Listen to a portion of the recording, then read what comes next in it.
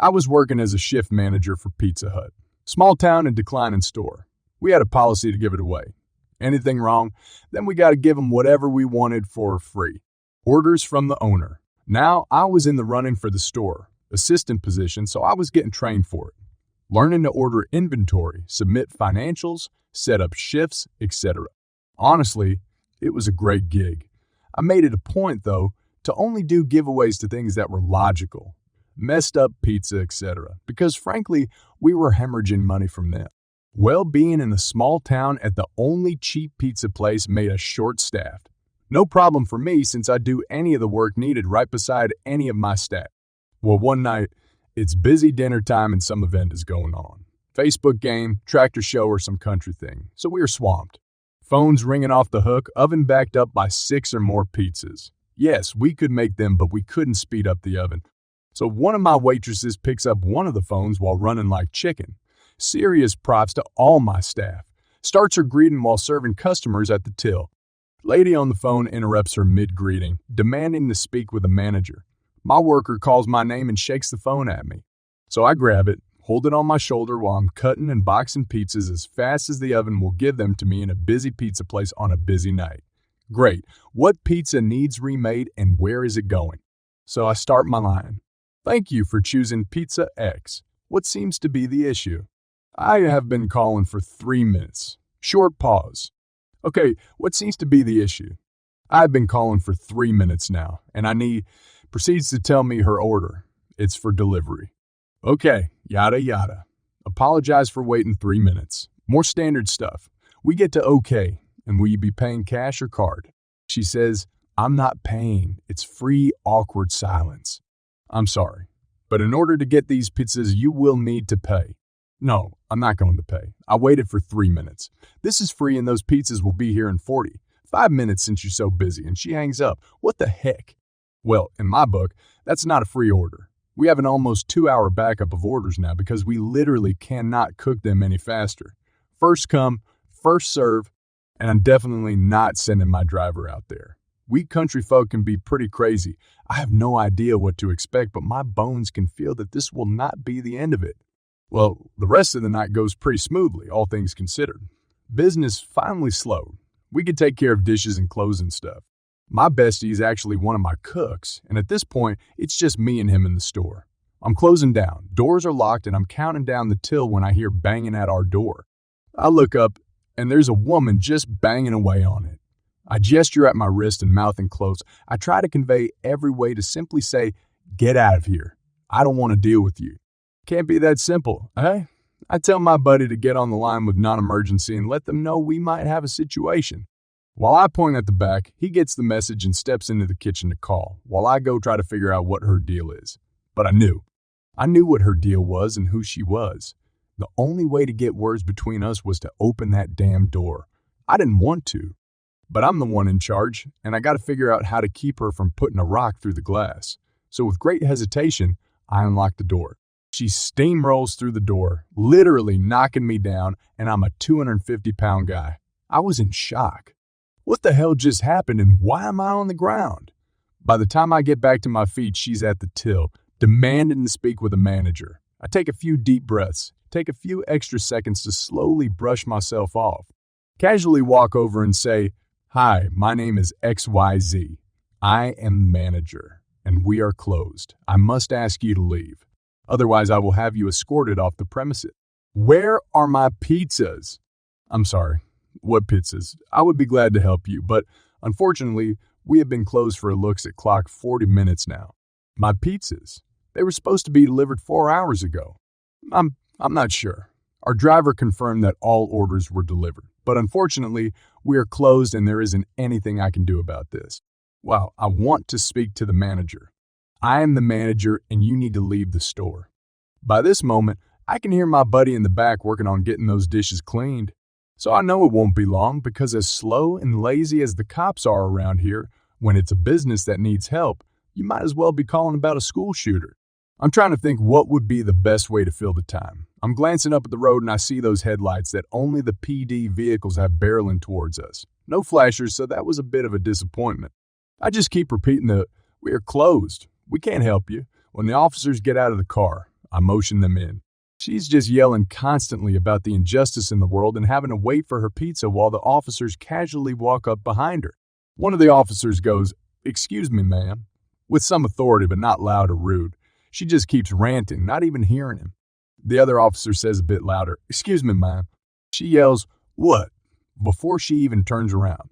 As soon as she sees the badge, pure silence, just dead quiet. I hear the dishes start juggling around in the back again and can't help but laugh inside, knowing my buddy wants to see this. It's a bit fuzzy from here. She gets arrested after I explain the situation for disorderly conduct and assault after the cops saw the footage from her barging in. She wasn't irate anymore, but she just wouldn't drop the whole "you owe me pizza" thing. The cop did have to seriously ask if she paid for a pizza, and I said no, she expects a free one. All in all, it caused me to get off about 15 minutes late, and she ended up in the tank overnight. I'd call that fair. I met my fiancé when he was in the U.S. on a student visa. I'm white, and he's Korean. I was a bit worried that his parents wouldn't like me. I watched too much 90 Day Fiancé. I met them through Fast Time countless times, and they really liked me. I would say his mother liked me more than his father. His father is very rigid, but he's a very nice man. When I met them in August, it was all amazing, and I felt so welcomed, accepted, and loved by them. It was a bit different from my upbringing. I love my parents, I do, but I was raised with my mom emotionally manipulating me. I can even tell that my mom doesn't like my fiancé or has her concerns since we're proceeding with the K-1 fiancé visa. I understand every parent has their concerns, but the way she addressed them to my fiancé was completely unhinged. I had many therapy sessions after her blowing up on my fiancé over the phone. At that point, I wouldn't have blamed my fiancé if he wanted to break up over my mom's unhinged reaction.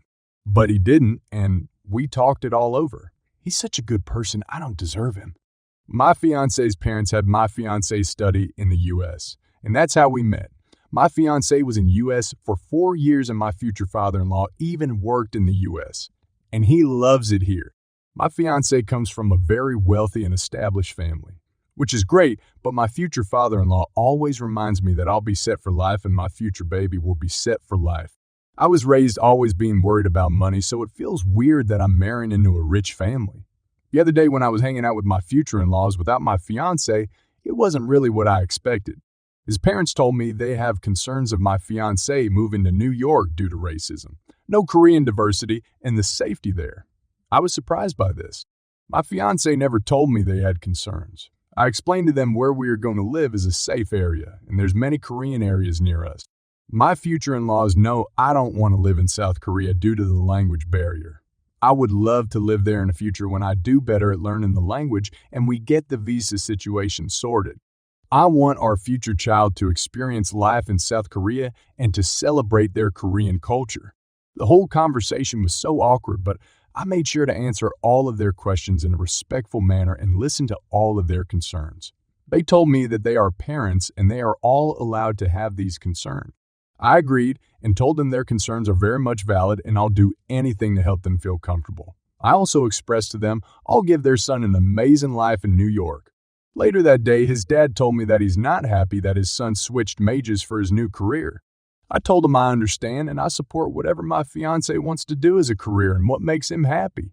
I also mentioned that my fiancé is really brilliant and is meant for his new career. His dad told me that he put so much time and effort for his son to be in the career he picked for him. I reminded him that as his fiancé, I want him to do what makes him and we all need to support him. I talked to my fiancé afterwards and he was shocked. He didn't expect his parents had these concerns and he said they should have told him and not me. He told me he loves New York and prefers it over South Korea. He even thinks New York is much more diverse and he doesn't like that South Korea lacks diversity.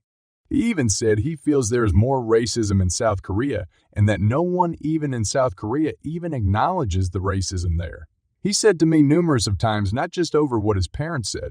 As for his major and career change, he said he has a passion for his new major and career. Also, my fiancé had a health concern and his past career wouldn't be good for him.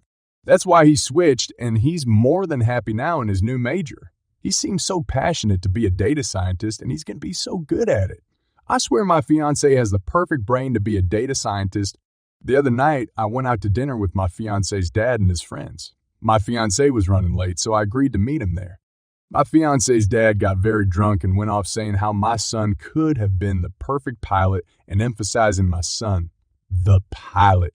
I just sat in my seat quietly, and then a little while later my future father-in-law's friend told me I should be an English teacher in South Korea. I smiled politely and said maybe in the future. Then my future father-in-law drunkenly told his friend how beautiful I am and that he's given his son to me so I can marry him. He also took my hand and told me that in Korean culture, the love a father-in-law has for his daughter-in-law is the more important type of love. He continued by telling me that he loves me so much, and I just sat there like, I love you too. I'm shocked by all of this. I don't know why his parents aren't communicating to my fiancé the concerns they have. Like, why does it have to go to me?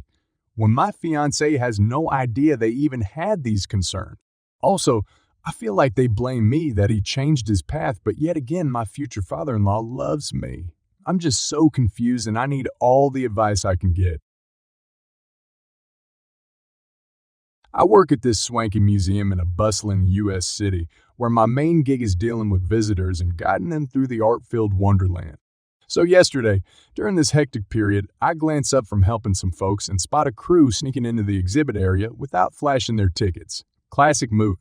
I politely halt them in their tracks, and as I inspect the tickets, I can't help but notice the mom has a tiny dog on a leash. No service dog vest in sight. I ask her about it, and she casually admits it's not a service dog. Oh. I deliver the news with a smile. Sorry, but only service animals get the VIP treatment here. She gives me this confused look, like she just landed from another planet, and asks if carrying the pooch is a loophole. Seriously, this ain't a petting zoo. I politely shut that down, and she starts muttering about fake service dog vests and how they were trying to be honest. Nice try, lady. I appreciate the honesty, but that doesn't grant your furry friend an all-access pass. After some grumbling, she takes the dog outside while her kid explores the museum. But here's where it gets interesting. She returns, attempting a second entry with her four-legged accomplice. I call her out, and she asks if she can chill on a bench in the waiting area outside the galleries with her furry sidekick. I figure, okay, maybe she just wants to hang out. But oh boy, she takes it to a whole new level. Not only does she plant herself on that bench, but she starts blaring YouTube videos on her phone. Not exactly the serene vibe we're going for in an art museum. All this while her son is off doing his thing inside. Finally, the duo wraps it up and they saunter out. Crisis averted, right? Well, not so fast. Now, let's spice things up a bit. As they're making their grand exit, Karen decides to go full berserk. She nearly whacks our security guard with a dog leash, who's quick on his feet and manages to dodge the attack. Total chaos. The guard springs into action, firmly tells her this ain't circus, and promptly shows her the door. As she's escorted out, she's yelling about riots, service dogs, and who knows what else. Meanwhile, the rest of us are just standing there collectively rolling our eyes. In the end, she gets a one-way ticket out of the museum, and the artwork can finally breathe a sigh of relief. Another day in the life of museum drama. So, Sunday being Christmas Eve, my store was closing at 5:30 p.m. This has been posted everywhere for weeks. All the stores in our chain are closing at 5:30. It's now 5:30 p.m. and I have Corinne in my lane. She's in full rant mode. I can't believe you're closing at 5:30. You're discriminating against healthcare workers. I know it's not your fault, but what are we healthcare workers supposed to do? Me. Plan ahead. It's not my fault you couldn't make up your mind about dinner before now. She literally wasn't buying anything that special. It was a choice between 2 dinners and a single-serve pecan pie. She could have shopped for her dinner any day before now. We're open from 6 a.m. to 10 p.m. every day, aside from a few days a year. Then, she goes on, I'm going to write a letter to the union. I'm going to write a letter to corporate. I'm going to talk to the CEO the next time I'm shopping at the Frontenac store. Me. Get out of here, lady. I don't feel good and I have places to be tonight. I'm polite to her and have my bagger run back the one dinner she decided against.